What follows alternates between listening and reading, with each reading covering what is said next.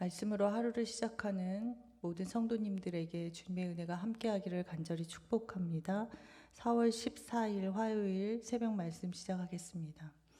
오늘 하나님께서 우리에게 주시는 말씀은 시편 17편 1절부터 15절까지의 말씀입니다.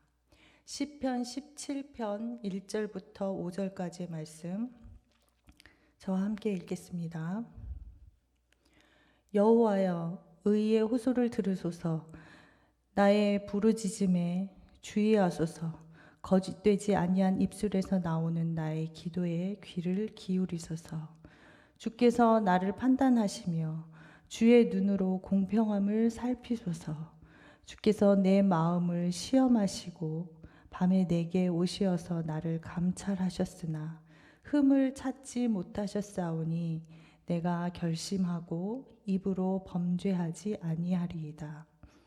사람의 행사로 논하면 나는 주의 입술의 말씀을 따라 스스로 삼가서 포악한 자의 길을 가지 아니하였사오며 나의 걸음이 주의 길을 굳게 지키고 실족하지 아니하였나이다. 하나님이여, 내게 응답하시겠으므로 내가 불렀사오니 내게 귀를 기울여 내 말을 들으소서. 주께 피하는 자들을 그 일어나 치는 자들에게서 오른손으로 구원하시는 주여, 주의 기이한 사랑을 나타내소서. 나를 눈동자같이 지키시고 주의 날개 그늘 아래에 감추사 내 앞에서 나를 압제하는 악인들과 나의 목숨을 노리는 원수들에게서 벗어나게 하소서. 그들의 마음은 기름에 잠겼으며 그들의 입은 교만하게 말하나이다. 이제 우리가 걸어가는 것을 그들이 애워싸서 노려보고 땅에 넘어뜨리려 하나이다. 그는 그 움킨 것을 찢으려 하는 사자 같으며 은밀한 곳에 엎드린 젊은 사자 같으니이다. 여호와여, 일어나 그를 대항하여 넘어뜨리시고 주의 칼로 악인에게서 나의 영혼을 구원하소서.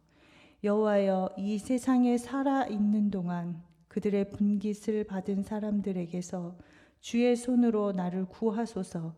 그들은 주의 제물로 배를 채우고 자녀로 만족하고 그들의 남은 산업을 그들의 어린 아이들에게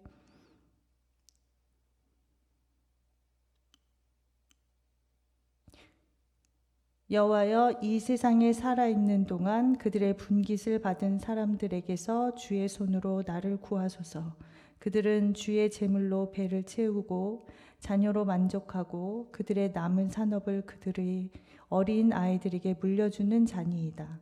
나는 의로운 중에 주의 얼굴을 배우리니 깰 때에 주의 형상으로 만족하리이다. 아멘.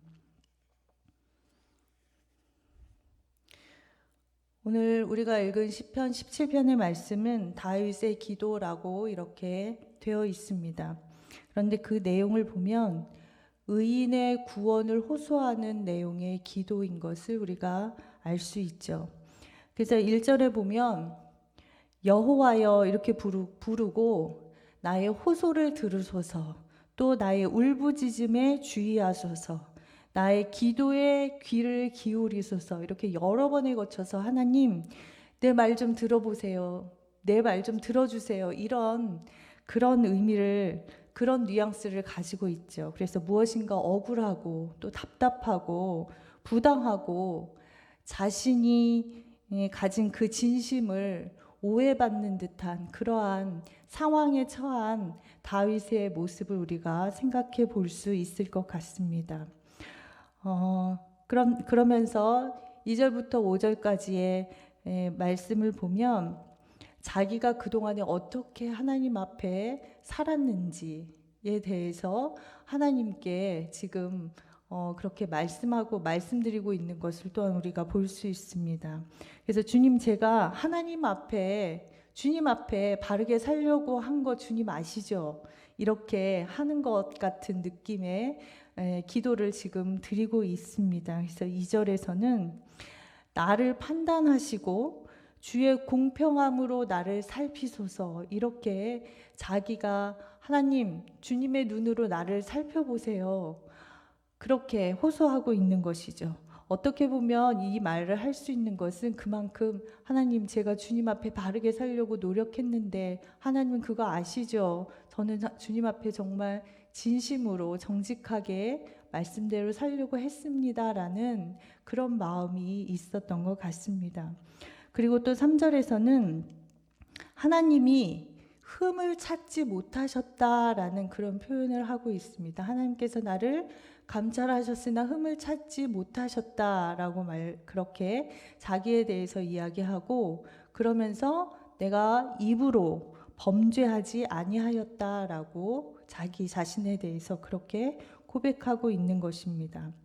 그가 그만큼 하나님의 말씀대로 살려고 자기 입술에 파수꾼을 세우고 그렇게 살았던 것을, 노력했던 것을 우리가 말씀으로 짐작할 수 있죠. 또 4절의 말씀에서는 하나님, 제가 주님의 말씀으로 말씀을 따라서 살았습니다. 그리고 포악한 자의 길을 가지 아니하였습니다. 이렇게 자기의 삶에 대해서 다른 사람에게 해를 끼치지 않으려고 노력했던 그런 모습 또한 우리가 생각해 볼 수 있죠. 그리고 5절에는 제가 주님의 길을 굳게 지켰습니다. 그래서 하나님 말씀대로 살려고 노력했고 실족하지 아니하였습니다. 주님께서 원하시지 않는 길로 내가 가지 않았습니다. 가지 않으려고 정말 노력하며 살았습니다. 주님 그 마음 아시죠? 제 삶을 주님께서 다 아시죠? 이렇게 지금 자신의 상황을 이야기하고 있는 것을 볼 수 있습니다. 내가 주님 앞에서 진실하게 살려 한 것, 주님 아시죠? 지금 그렇게 말하고 있는 것이죠. 저는 이 말씀을 읽으면서 열왕기 하에 있는 히스기야의 기도가 생각이 났습니다. 열왕기하 20장 3절 말씀에 보면 히스기야가 병들어 죽게 되었을 때 그가 하나님께 나아가서 기도함으로 그의 생명을 연장받았을 때 했던 기도입니다. 그는 이렇게 기도하고 있죠. 여호와여, 구하오니 내가 진실과 전심으로 주 앞에 행했다. 그렇게 한 것을, 또 주님이 보시기에 선하게 한 것을 주님 아시지요. 이렇게 이야기한, 그렇게 하나님 앞에 기도하면서 자기의 생명을 더 연장시켜 달라고 하는 그런 기도를 한 히스기야의 기도가 생각났습니다. 우리는 살면서 어려운 일들이 생기죠. 또 억울한 일도 생깁니다. 그런데 우리가 그럴 때 할 수 있는 것은 바로 주님 앞에 우리의 사정을 고하는 것이죠. 주님 앞에 나의 호소를 하는 것입니다. 그래서 7절 말씀에는 주께 피하는 자들을 구원하시는 주님에 대해서 내가 잘 알고 있습니다. 주님께서 우리와 함께 하시는 줄 믿습니다라는 그의 고백을 볼 수 있고, 그래서 내가 주님께 피합니다. 그런 의미로 8절에서는 주의 날개 그늘 아래 나를 감추사, 이렇게 말하고 있죠. 그리고 악인의 손에서 나를 구원하소서라는 기도를 하고 있습니다. 주님의 날개 그늘 아래라는 것은 가장 포근하고 가장 또 따뜻하고 가장 안전한 공간으로 우리가 생각할 수 있습니다. 예를 들면 그런 것이죠. 어린아이가 바깥에서 친구와 싸우고 들어왔을 때, 한 3, 4살 정도 되었을 때 엄마한테 와서 막 울면서 이야기하면 엄마가 그를 품에 안고 그의 이야기를 다 들어주면서 아, 그랬구나 라는 말을 들었을 때 그 아이는 모든 마음이 녹으면서 엄마로부터 큰 위로를 받고 그가 바깥에서 있었던 그 억울한 것이 모두 다 풀리는 그러한 위로가 바로 8절에 말씀하고 있는 주의 날개 그늘 아래라는 표현이 아닌가 저는 생각해 보았습니다.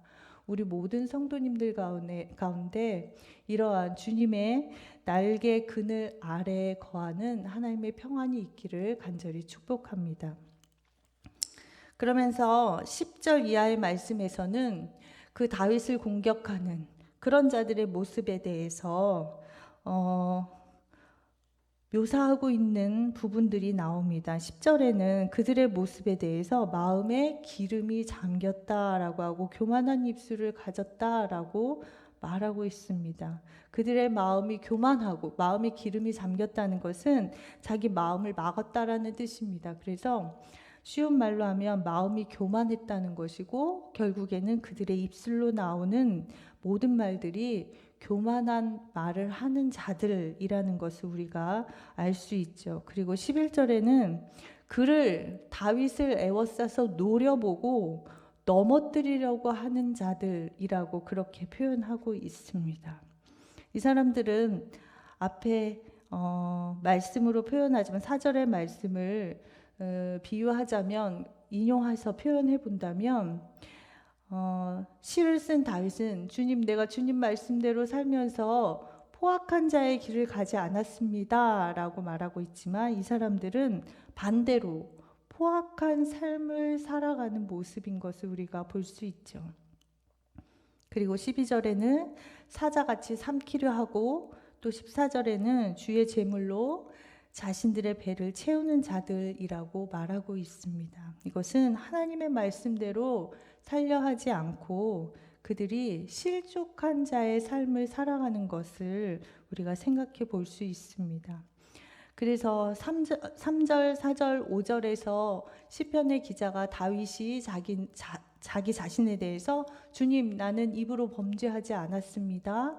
또 포악한 삶을 살지 않았습니다. 하나님, 내가 주님 말씀대로 살려고 노력하고 실족하지 않았습니다. 라고 했던 것과 정반대의 삶을 살아가는 그를 공격하는 자들의 모습을 우리가 말씀을 통해서 생각해 볼 수 있습니다. 정직하게 살려고 노력하는 사람들이 악인의 공격들로 인하여서 어려움을 겪고 있는 상황인 것이죠. 그러나 그는 15절에서 결국 하나님께서는 이 모든 것을 아시고 하나님을 닮으려 하는 자들을 주님의 얼굴을 배웠고 또 주의 구원의 확신으로 인하여서 영혼의 만족을 누리는 삶을 살게 될 것을 고백하는 시로 마무리하고 있는 것을 볼 수 있습니다. 이 세상은 하나님이 지으셨지만 악이 들어옴으로 인하여서 악한 세상이 되었습니다. 그래서 이 세상에 사는 사람들은 악한 사람들과 또 의인이 함께 살아가고 있는 세상인 것이죠. 세상이 악하기 때문에 늘 선한 것이 이길 수 없는 상황이 되었습니다. 그래서 우리가 보기에는 악한 사람들이 득세하는 것처럼 보이는 이 세상을 우리의 눈으로 볼 수밖에 없는 그러한 상황들이 많이 연출되고는 하지요. 그러나 하나님의 공의와 하나님의 정의는 반드시 나타납니다. 그리고 설사 우리가 하나님의 말씀대로 살려고 하면서 노력하는데도 그것을 알지 못하고 오해받음으로 인해서 때로는 억울한 일을 당하기도 하고 또 부당함을 당하기도 하고 우리의 진심을 오해받을 때가 있는데 그럼에도 불구하고 우리는 주님께서 우리에게 기대하시는 바 또 우리가 주님의 자녀로서 마땅히 살아가야 하는 그 자세 그 삶의 모습을 절대로 포기하거나 또 그 말씀을 저버리는 일이 있어서는 안 될 것입니다. 그래서 오늘 말씀에 다윗이 고백하는 것처럼 주님, 내가 주님 말씀대로 살려고 정말 노력했습니다. 내가 입으로 범죄하지 아니하려고 노력했고 또 포악한 자의 길을 가지 않으려고 정말 애썼고 또 하나님의 말씀대로 살려고 애쓰면서 실족한 길을 가지 않으려고 정말 노력했습니다라고 그렇게 주님 앞에 섰을 때 고백할 수 있는 우리 모든 성도들이 될 수 있기를 간절히 축복합니다. 저도 때때로 저라고 왜 억울한 일이 없었겠어요. 그런데 저하고 마음을 나누는 자매가 한 분 있는데 그분에게 제가 어쩌다가 그런 이야기를 하게 되면 그 자매가 저에게 해준 이야기가 있어요. 그 자매가 저를 언니라고 부르는데 언니, 하나님은 다 아신다. 저한테 그렇게 항상 이야기를 해요. 그런데 그 말이 얼마나 위로가 되는지 몰라요. 제 진심이 받아들여지지 않아서 너무나 속상할 때 하나님은 아신다. 그렇게 말해줬던 그 자매의 말이 정말 큰 위로가 되었습니다.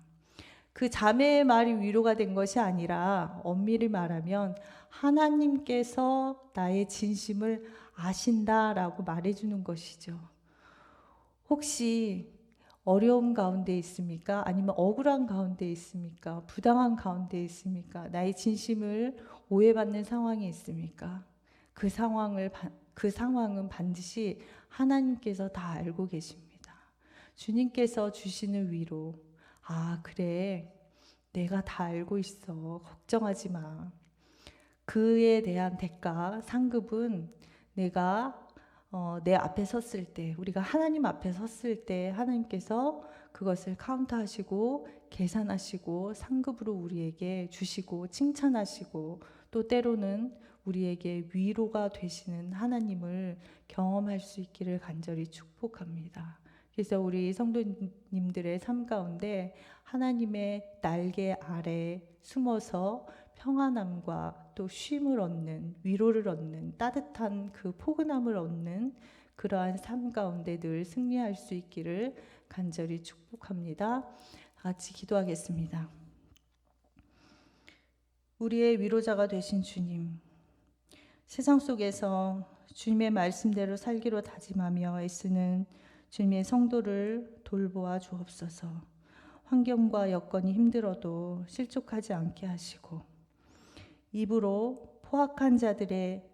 범죄하지 않게 하시고 또 포악한 자들의 길을 걷지 않게 하여 주시옵소서. 주님, 우리의 연약함을 주님께서 붙드시사 주님의 길을 가는 성도들에게 성령 하나님 함께 하여 주시옵소서. 세상에서 당하는 억울함과 답답함을 주께서 위로하여 주시고 세상을 바라보는 삶이 아니라 하늘을 바라보며 살아가는 그러한 성도들 다 되게 하여 주시옵소서. 오늘도 주님의 만지심과 위로하심이 우리의 삶 가운데 함께 하시기를 원하오며 예수님의 이름으로 기도하옵나이다. 아멘.